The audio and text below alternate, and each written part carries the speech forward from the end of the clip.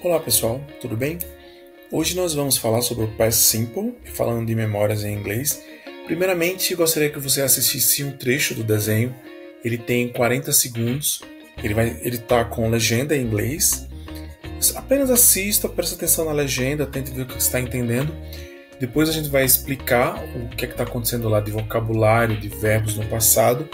Depois o desafio é você assistir novamente sem legenda, ok? Para ver o quanto você conseguiu entender, o quanto você fixou. Então vamos lá? Who's Andy? Andy was my other kid. You had another kid? Yeah, for a long time. It was pretty great. I was a favorite toy, actually. Running the room was my job. Keeping all the toys in place. So he thought Andy's room was a planet? Wow, that is messed up. Right, that's exactly what I thought when he first showed up. I mean, how is that not annoying? Thank you. Legal esse desenho para a gente estudar algumas expressões e também os verbos no Past Simple. Vamos lá? Primeiramente, o verbo to be é um verbo que a gente sempre fala nele, mas porque assim é um dos mais usados em inglês e até em português, porque é o nosso verbo ser ou estar, tá? Então assim, em todo lugar a gente vai eu sou, eu estou, eu sou feliz, I am happy. Então assim, não tem como fugir do to be. O verbo to be, ele é um verbo irregular. O que isso quer dizer? Ele não tem o edzinho no final quando a gente usa ele no passado. Por exemplo, o verbo love põe um ed no finalzinho do verbo. O to be, ele não acontece isso, ele muda totalmente a forma dele. Então, tá vendo? Dependendo do meu sujeito, eu tenho um jeitinho para ele. Então, I was, you were, he, she or it was, e we and they were. Então, ele é um verbinho irregular, ou seja, ele muda no passado. Eu não coloco ed nele. Vamos ver um exemplo do filme. Aqui, Andy was my other kid. O Andy foi minha outra criança, podemos traduzir assim literalmente, porque aí eles estão conversando sobre o passado, como eu falei, né? Sobre algo que aconteceu. Então, por que ele fala minha outra criança? Porque a criança dele agora é aquela menininha lá, que está no Toy Story 4, ele mudou de dono, né? Então, ele está contando para esse novo personagem quem que é o Andy. O Andy é uma criança que eu tive lá no passado. O Andy, a gente troca pelo he, na nossa tabelinha que a gente acabou de ver. Essa tabelinha aqui, ó. Então, o Andy estaria aqui, então he, ó, was, tá? Por isso que aqui ficou was, tá vendo? Andy was my other kid, tá? Ó. Outro verbo que nós vamos ver é o have. Também é um verbo irregular porque ele se escreve diferente no passado, tá? Não tem o ed. Diferente do nosso to be, ó, olha que legal, ele é had. Em todas as pessoas. Aqui nós temos nesse exemplo uma pergunta, que ele pergunta assim para o Andy, you had another kid? Você teve outra criança? Ele pergunta. Uma situação interessante que acontece aqui é que quando a gente vai fazer pergunta referindo-se ao passado, nós utilizamos um auxiliar que é o did. Did you have another kid? Mas aqui é uma forma coloquial, eles estão conversando, então é característica de qualquer linguagem, não só do português e do inglês, essa coisa da oralidade. Aqui temos outro exemplo do to be, como eu falei, é bastante usado, e nós temos a frase, ó, and it was pretty great. Esse it, ele está se referindo lá ao que eles estavam conversando, que é ter uma criança, né, que ele já teve um dono, que foi o Andy. Esse pretty great é para dar ênfase aqui. Geralmente em inglês usa-se o pretty para dar ênfase ao adjetivo. No caso, great aqui, que foi demais, foi muito bom. Mais um exemplo, to be again, to be novamente. I was a favorite toy, actually, ele fala.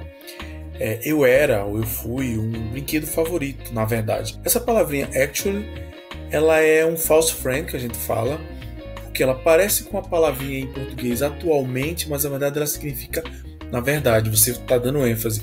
Ele fala assim, eu era o brinquedo favorito dele, na verdade. Então assim, para dar ênfase ao que você acabou de falar, você usa o actually. Mas to be E aqui aparece uma coisa interessante que é o running the room was my job. Nós conhecemos o run como correr e o running como correndo. I am running. Nesse caso, esse running significa dirigir, gerenciar uma companhia, alguma coisa. E o que é que ele está falando aqui? Que o trabalho dele era o quê? Era gerenciar o quarto. O verbo run apareceu aqui com o running no início. Ó. Por que ele está escrito dessa forma?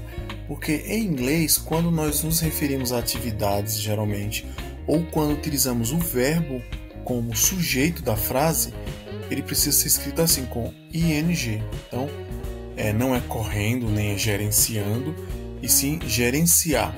A gente não usa to run, como em português a gente falaria gerenciar, que gerenciar seria to run, nesse caso. Então, como o nosso verbo run, ele é o sujeito da nossa frase, ele tem que ficar com ing, com ing. Então, running the room was my job. Então, é um padrão da linguagem, da língua inglesa, começar com o ing. A mesma coisa acontece aqui, ó, keeping all the toys in place. Esse keeping, ele não é mantendo, mas sim manter. Como ele está no começo da frase sendo o meu sujeito, no caso o sujeito da oração, ele também se escreve com ing. Continuando, temos outro verbo, to think, que é pensar. Ele também é irregular porque ele muda também totalmente a escrita dele. Então eu não tenho o ed aqui, tá vendo? Eu tenho thought. Vamos ver o exemplo? Aqui nós temos novamente o to be e o think. So he thought Ant's room was a planet. Ant's room seria o meu it. É como se eu falasse assim, ó. So he thought it was a planet. Então esse Ant's room seria o nosso it, ok? Lá na nossa primeira tabela. Então ele pergunta aqui. Então ele pensou que o quarto do Andy era um planeta? Agora vamos ver algumas palavras novas, new words, para nosso vocabulário, algumas palavrinhas que eles usam lá nesse trechinho. Messed up significa o quê? Alguém que está infeliz, confuso. Também podemos traduzir como um absurdo, estúpido, no sentido de bobo, que são sinônimos. Mais uma palavrinha, showed up. O que significa? Você chegar em algum lugar de forma inesperada, assim, de repente. No nosso dicionário aqui tem show up e aqui está showed up. É um verbo regular, está no passado, que eles estão conversando sobre o passado. Vamos ver agora mais duas palavrinhas, que é o I mean, que podemos traduzir como eu quero dizer, ou quer dizer, quando você usa, quando você quer completar a informação ou, por exemplo, corrigir, vamos dizer assim. Como nós temos no exemplo aqui, I really do love him as a friend, I mean. Então ele fala aqui, ó, eu realmente o amo como um amigo, quero dizer. Então ele está adicionando mais informação e nós estamos corrigindo. Outra palavrinha é annoying, que é algo chato, irritante. Então na frasezinha lá do nosso texto ele fala, quer dizer, aqui não era tão chato, tão irritante. Bom, gente, essa foi a nossa aula de hoje. E para finalizar, assista mais uma vez o trecho com legendas e em seguida o desafio é assistir mais uma vez sem legenda e ver o quanto você entendeu do trecho, ok? Vejo vocês na próxima. Até mais. Bye, bye. Who's Andy? Andy was my other kid. You had another kid? Yeah, for a long time. It was pretty great. I was a favorite toy, actually. Running the room was my job. Keeping all the toys in place. So he thought Andy's room was a planet? Wow, that is messed up. Right, that's exactly what I thought when he first showed up. I mean, how is that not annoying? Thank you.